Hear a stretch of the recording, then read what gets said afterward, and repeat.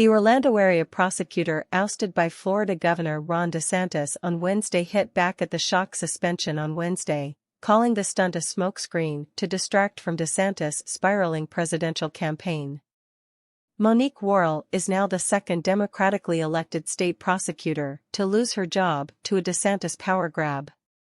The governor attributed Worrell's suspension to her being too forgiving on crime, despite her comfortably winning 67% of the vote in Orange and Osceola counties in 2020.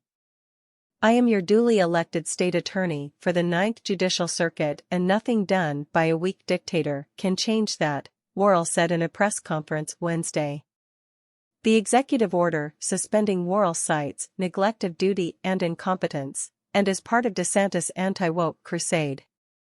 Worrell's practices and policies have too often allowed violent criminals to escape the full consequences of their criminal conduct, thereby endangering the innocent civilians of Orange and Osceola counties, the governor's office said in a statement.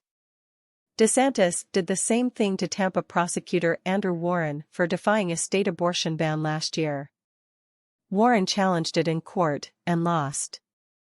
In January, a federal judge acknowledged that the Florida governor violated his own state's constitution and a prosecutor's free speech rights by firing him, but held back from stopping him. Critics at the time warned that DeSantis would feel emboldened to strike again, especially as he continues to falter on the campaign trail. He needed to get back in the media in some positive way that would be red meat for his base, and he will have accomplished that today, Worrell said Wednesday. Worrell had long been on DeSantis' target list, according to government emails that were exposed in Warren's case.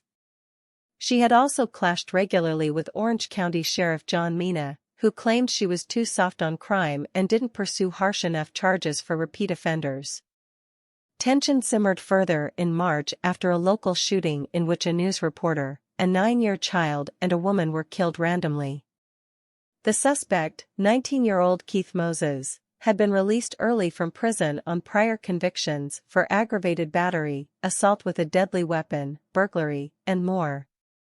DeSantis' office demanded Worrell hand over records of Moses' prior cases, but, as she told them, all but one offense was from before her time in office.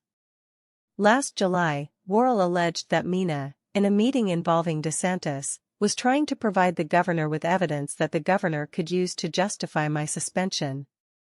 The governor has the authority to suspend a state officer under Article 4, Section 7 of the Florida Constitution. DeSantis appointed former Judge Andrew Bain to replace Worrell as state attorney of the 9th Judicial Circuit for the duration of her suspension. Worrell nevertheless vowed to challenge her suspension in court, despite acknowledging that it's likely permanent. She said she also plans to run for re-election in 2024. "I know Andrew Bain personally, I think he's a great guy," Worrell said Wednesday. "I'm not going to, take any hits against him. This is the work of the governor. And the person who we should all be concerned about is the governor." She said she believed most Floridians didn't realize who and what they were voting for in the last election cycle, saying nobody could have foreseen DeSantis' extreme pivot to tyranny. "I don't think anyone who voted for him then could have foreseen the attack on democracy that would have followed from his reign," Worrell said. Elected officials can be removed simply for political purposes and on a whim by the governor. "No matter how you feel about me, you should not be okay with that." Democrats in Florida released a flurry of statements with a similar tone. Representative Maxwell Frost, Democrat Florida, wrote, "We will not stand for this blatant abuse of power and fascism in our state."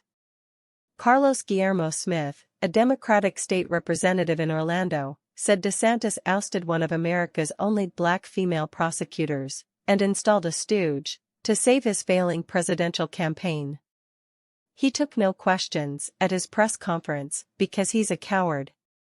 DeSantis has been pining for the 2024 GOP nomination but has fallen far behind former President Donald Trump, the very man whose support helped usher him into the governor's mansion in 2019 and kept him there in 2023.